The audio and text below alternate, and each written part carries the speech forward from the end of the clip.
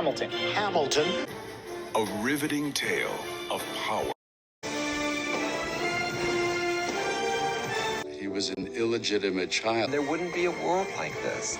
With a powerful economy, things that now we take for granted. This is an immigrant who wrote his way to the top of American society, helped create the country, and then wrote himself out of it. Hello everybody, welcome to my channel. Today I will talk about Alexander Hamilton's maternal grandfather, John Faucette. Alexander Hamilton was and still is known for his notorious and infamous lineage. Very little is known about the people in his lineage. The little information we have about John Faucette, his maternal grandfather, comes from Alexander Hamilton. Hamilton's version of John Faucette may have been positively exaggerated. Hamilton claimed that his grandfather, John, was a French Huguenot and a physician. Hamilton hardly ever spoke about his family members and his upbringing in Nevis or his life in St. Kitts. Clearly, he had good reasons for hiding his earlier life. His grandfather, John, died about 10 years before Alexander Hamilton's birth. Not much is available about John's parents or life before he arrived in Nevis. There are discrepancies about where he was born and raised as well. There are some sources which claim John was born in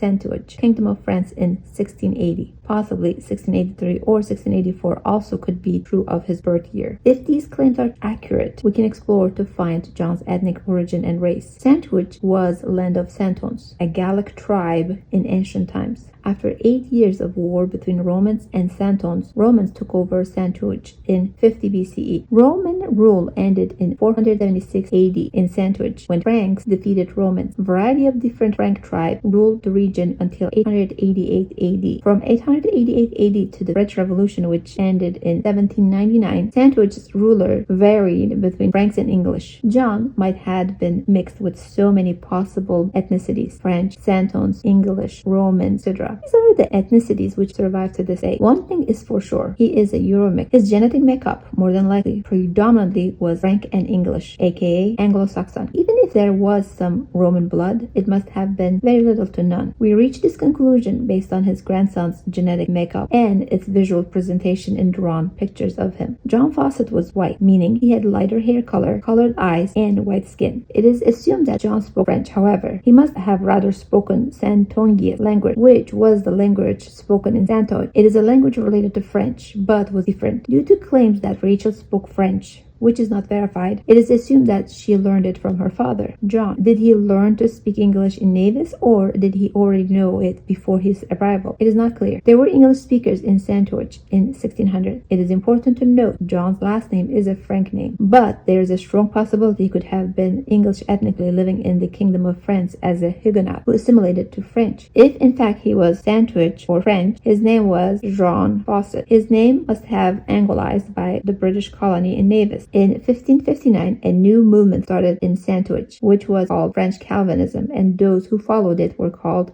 Huguenot. The conflict between the Catholic rule and the Huguenot built up for more than a century before the birth of Jean. There is no record of any family members for Jean in Saintonge. Hamilton claimed that his grandfather left Saintonge after the revocation of Edict of Nantes in 1685. As soon as Louis XIV forbade the Reformed to immigrate in 1669, and again after the revocation of Edict, the Huguenots tried to escape Saintonge to avoid forced conversion back to Catholicism. Over 100,000 Huguenots crossed borders between 1685 and 1987. Men who were caught were sent to the galleys and women to jail. The exit channels were closely watched. The sea was easily crossed from the ports of Bordeaux, La Rochelle, Dieppe, and Rouen, where rowing boats came and fetched fugitives and took them to English, Dutch, or Danish ships anchored offshore. The ships left with a few official passengers such as pastors, but mostly with clandestine travelers in terrible conditions down in the hold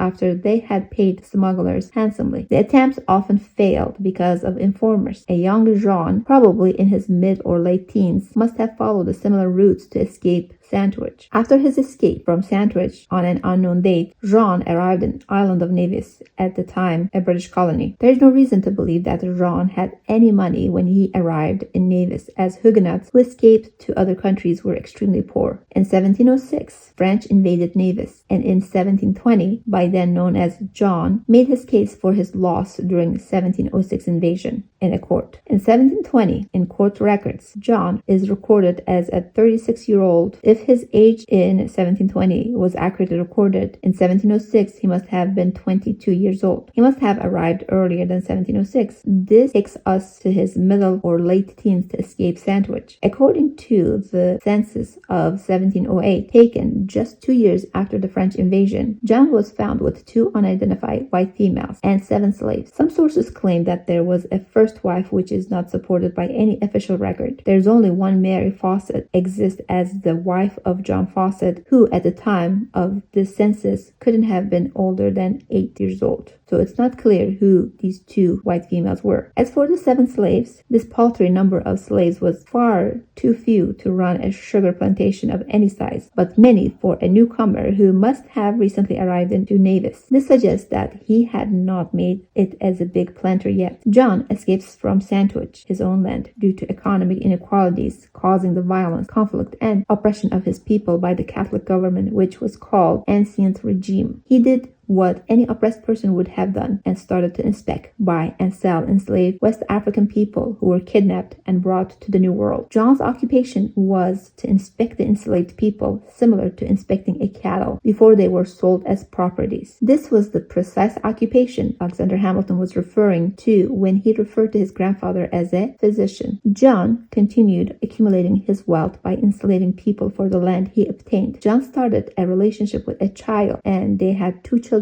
out of wedlock together before he married her on August 21st, 1718. His bride, Mary Uppingham, was somewhere between 11 and or 18 years old, and John was either 34 or 38. There must have been between 16 to 20 years age gap between the 2, but many believe it was 20 years. It is unknown how long they were together before they got married, but their first child was born 4 years before their marriage. Mary was a British woman, and more than likely from a lower class, poor, and of course a woman of a questionable character. Ron Chernow, in his 2004 book Alexander Hamilton, reports that their son John and daughter Anne were born before their marriage in 1718. Their oldest daughter Anne was born in 1714, and John was born 2 months before their marriage in 1718. After their marriage, they had 5 more children, including Alexander Hamilton's mother, Rachel. Rachel was born in 1729. John and Mary lost 5 of their children. Only Rachel, the youngest, and Anne survived the harsh life in Nevis. This must have been devastating for both. The huge gap between John and Mary is astounding. Mary's assumed birthday year is around 1700 or 1707. Assuming the 1700 is correct, she was barely a teenager when she gave birth to their daughter Anne, whereas John was well advanced in his age, close to 40. By the time she was 40, she wanted to have nothing to do with him, and to a point of cutting herself from his estate and inheritance. As John exploited enslaved people and gained access to free land, he occupied a house in southern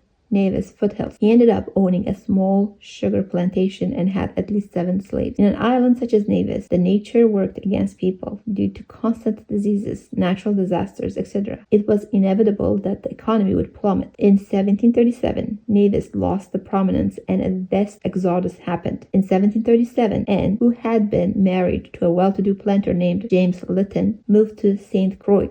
Mary and John got separated in 1740. John paid her annuity of £53, and Mary renounced all her rights to John's sugar plantation and 7 slaves. 5 years later, in 1745, John died. After his death, sources claim that he left everything he owned to his youngest unmarried daughter Rachel. This inheritance must have helped Rachel to find a suitor, because shortly after her father's death, Rachel married a possibly Sephardic Jew named Johann Michael Levine. It is not clear why John didn't leave anything to Anne, his oldest daughter, except the fact that she was born out of wedlock. John must have been somewhere between 60 and 65 when he died. It is assumed John died of natural causes. In an island plagued with diseases and natural disasters, it is not hard to imagine a feeble man of over 60 struggling to survive of old age. Malaria, dysentery, yellow fever were notorious for taking the lives of the people on the island. At the time of his death, it is not clear if Rachel, who was 16, was living with him. Anne was married to James and was living in St. Croix. Some sources suggest that Rachel may have left with her mother after her parents' separation in 1740. What kind of a man was John Faucette, whose wealth allowed Rachel to support herself and her children after his death? John was a man who fornicated with a child. He committed fornication for an unknown number of years before he finally married to Mary. Then he separated from her. It is not known if he fornicated with anyone else after his separation from his wife, but in an island like Nevis, it is a high possibility that he did. As a person who escaped oppression, John's first action after his escape was to focus on exploiting and enslaving vulnerable people. Slave owners in Nevis were notorious for their brutality, mistreatment, and even savagery against their slaves. There is no evidence to suggest John Faucette was any different. He officially owned 7 enslaved people, and his job was to inspect these human beings like animals before they were traded on a marketplace. This was how he made a living and how he gained his wealth. As mentioned in the beginning, Alexander Hamilton never met his grandfather, but did benefit from his grandfather's inheritance and earning as a child and as a teenager. Even though John never met Alexander Hamilton, John's past, his way of life, actions, etc. shaped the man Alexander Hamilton became and the life Hamilton strived for all his life.